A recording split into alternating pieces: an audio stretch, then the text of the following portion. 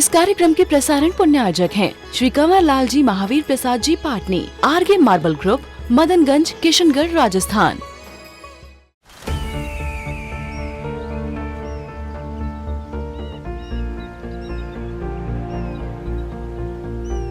जो बनकर मेरा हमसफर आएगा, सिर्फ उसी को फर्क नजर आएगा। शुरू करो, डालो बुनियाद, घर महल नजर आएगा। वंडर लाइए, वंडर अपनाइए, फर्क नजर आएगा।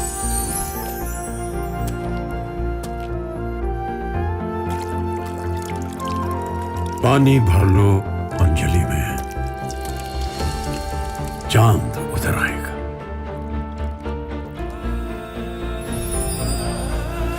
वंडर है ना, वंडर लाइए, फर्क नजर आएगा।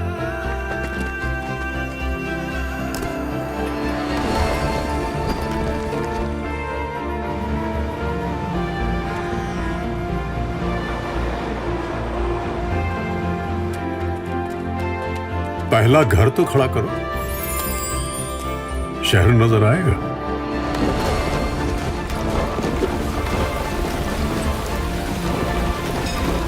साल बरस और सदी नहीं, एक युग गुजर जाएगा। उम्र न पूछो वंडर की, जब फर्क नजर आएगा। वंडर सीमेंट, फर्क नजर आएगा।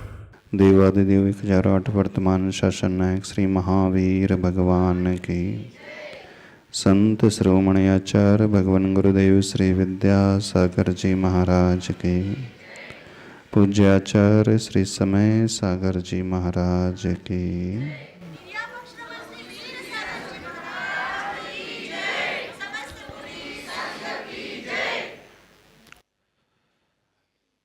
हर जैन श्रावक देव, गुरु और शास्त्र को मानता है। मानते हो ना? देव, गुरु और शास्त्र, इन तीनों में सबसे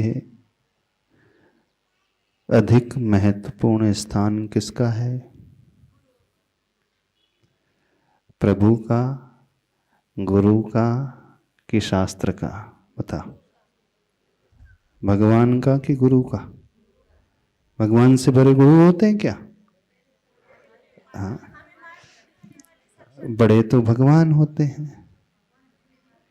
हाँ, भगवान जिन्होंने 4 घातिया कर्मों को नष्ट कर दिया है।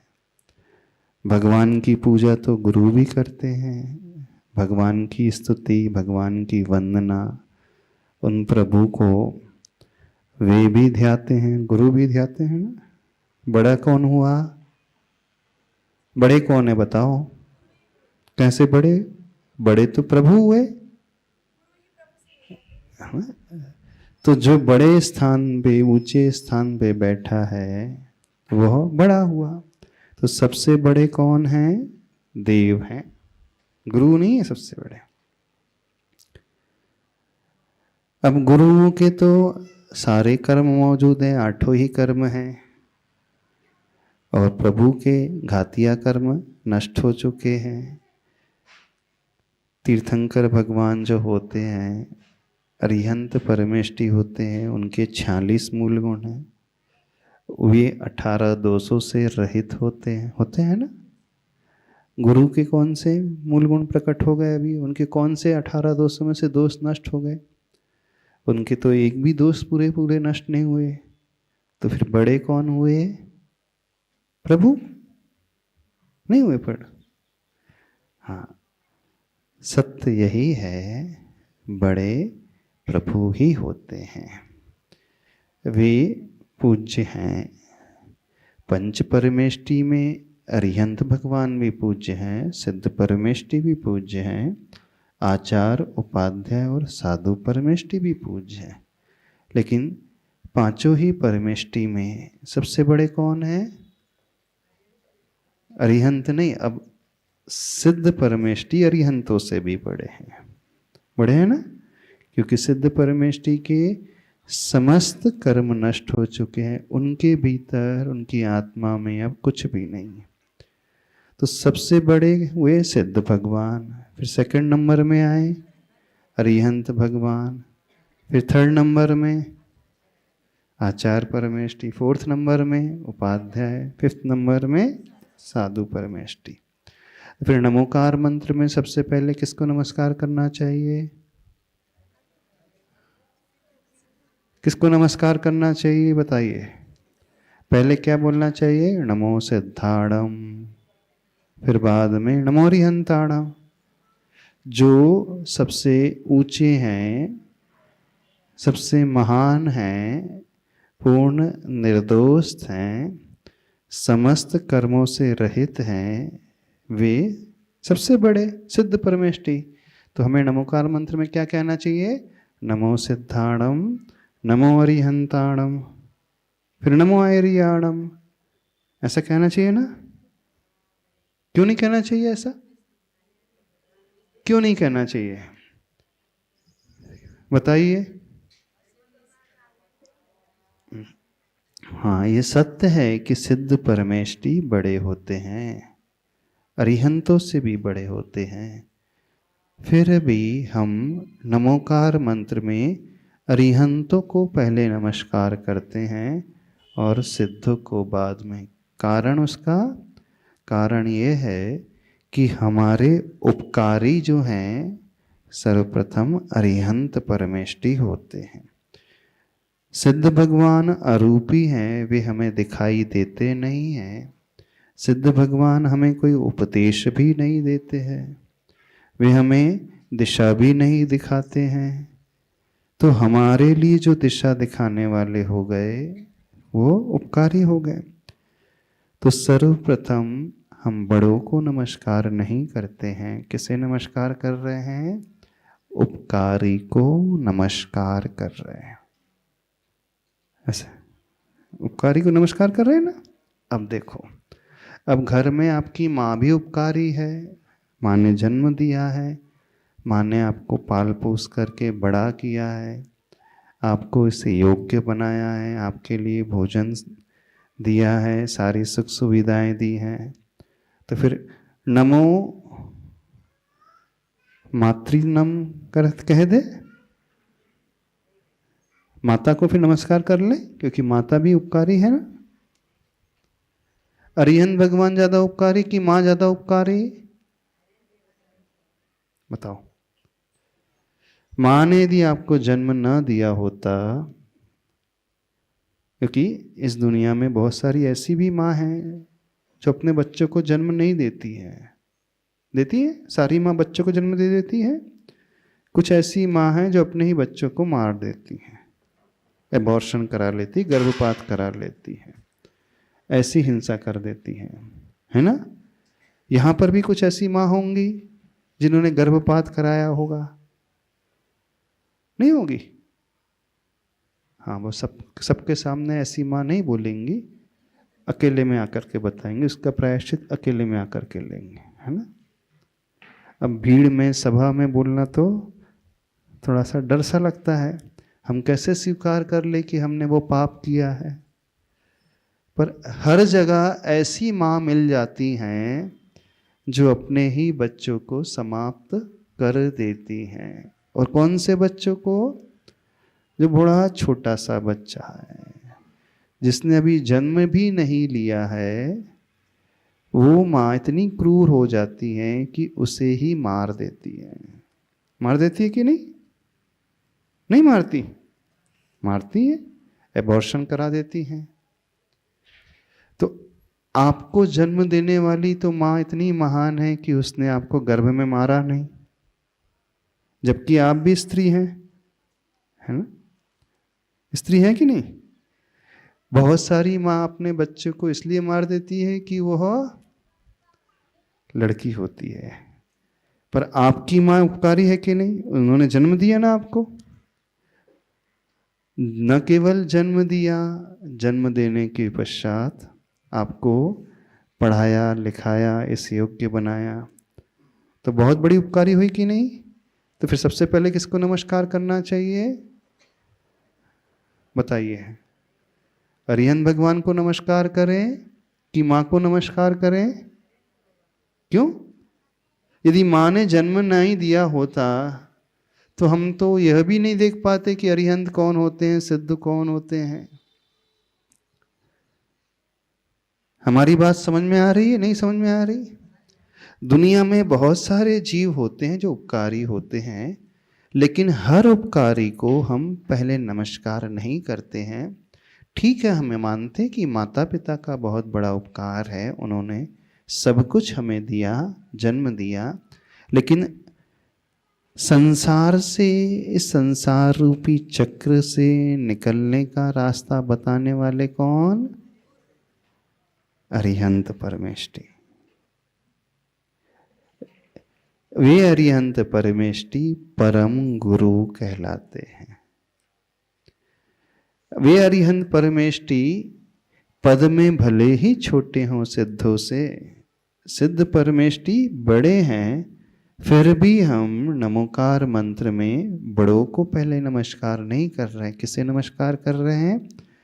उन उपकारी को नमस्कार करते हैं जो उपकारी होने के साथ साथ पूज्य भी हैं। अब देखना, माता पिता उपकारी हैं, लेकिन वो पूज्यता उन्होंने नहीं पाई। पूज्यता आती है गुणों से। कौन से गुणों से? सम्यक दर्शन, सम्यक ज्ञान और सम्यक चारित्र, अर्थात जहाँ चरित्र आ जाता है, जहाँ रत्नत्रय आ जाता है, जहाँ सही आचरण आ जाता है, वहाँ से पूज्यता आती है। तो हमें नमस्कार किसे करना है? पूज्य प्लस उपकारी। अंतर समझना, दुनिया में उपकारी तो बहुत सारे मिल जाएंगे। एक टीचर भी उपकारी होता है, जो स्कूल में पढ़ाता है, कॉलेज में पढ़ाता है। एक माता पिता भी उपकारी होते हैं, एक फ्रेंड्स होते हैं, मित्र होते हैं, वे भी उपकारी होते हैं। आपके जो सगे संबंधी रिश्तेदार होते हैं, चाचा ताऊ आदि होते हैं, वे भी उपकारी होते हैं। समाज के लोग हैं, वे भी उपकारी होते हैं। जीवन में कई लोग आपको आर्थिक रूप से मदद करते हैं। जब आपकी बहुत कठिनता की परिस्थिति रहती है तो वो आपको आर्थिक हेल्प करके संभालते हैं, वे भी उपकारी होते हैं। इसके अलावा और बहुत सारे ऐसे जीव होते हैं जो उपकारी होते हैं, लेकिन हम नमस्कार किसे करते हैं? उपकारी होने के साथ साथ जिनके भीतर पूज्यता आ जाती है। अभी माँ ने हमें जन्म दिया, इस दृष्टि से वे उपकारी हैं, लेकिन माँ के भीतर वे गुण नहीं आ पाए अभी जो गुण उसे बहुत ऊंचा उठाते हैं। यानी वो चारित्र माँ के भीतर, पिता के भीतर नहीं आ पाया जो चारित्र पापों के त्याग से उत्पन्न होता है। तो 5 पापों के त्याग से, यानी हिंसा, झूठ, चोरी, कुशील और परिग्रह, इन 5 पापों को जो त्याग देता है वह पूज्य बन जाता है। अब देखना, पांचों ही परमेष्टि, इन्होंने पांचों ही पापों को त्याग कर दिया, और त्याग करने के पश्चात वे अलग अलग स्टेज पर पहुंच चुके हैं। अब अलग अलग स्टेज पर पहुंचने के पश्चात भी हम सबसे पहले उन्हें नमस्कार करेंगे जो साक्षात हमें संसार से ऊपर उठने की कला सिखाते हैं। इसलिए भगवान ने स्वयं कहा, सिद्धों को नमस्कार बाद में, अरिहंतों को नमस्कार पहले। अब अरिहंत एक प्रकार से हम सबके परम गुरु हैं। कैसे गुरु हैं? क्योंकि अरिहंत भगवान की जब दिव्य ध्वनि कीर्ति है समो शरण में, दिव्य उपदेश होता है, उसी दिव्य उपदेश को सुनकर के हम संसार में गलत रास्तों को छोड़ देते हैं, हे का हम त्याग कर देते हैं, पाप का हम त्याग कर देते हैं। तो हमें अरिहंत भगवान ने बताया है कि हमें संसार में कैसे जीवन जीना चाहिए।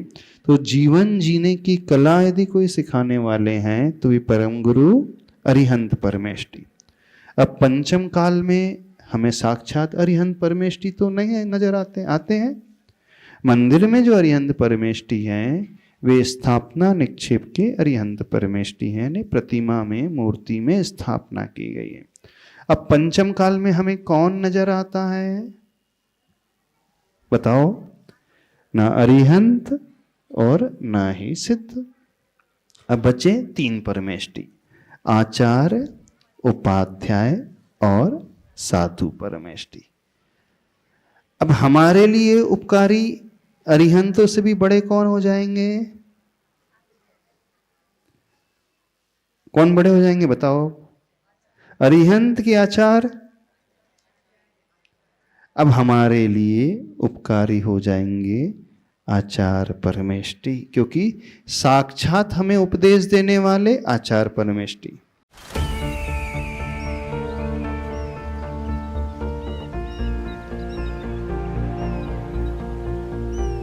जो बनकर मेरा हमसफर आएगा, सिर्फ उसी को फर्क नजर आएगा। शुरू करो, डालो बुनियाद, घर महल नजर आएगा। वंडर लाइए, वंडर अपनाइए, फर्क नजर आएगा।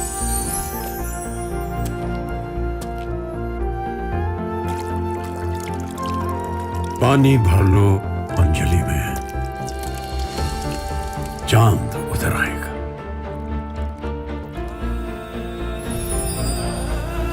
वंडर है ना, वंडर लाइए, फर्क नजर आएगा।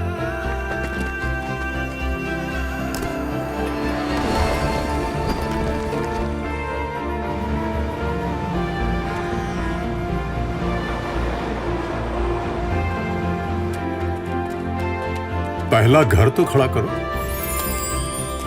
शहर नजर आएगा।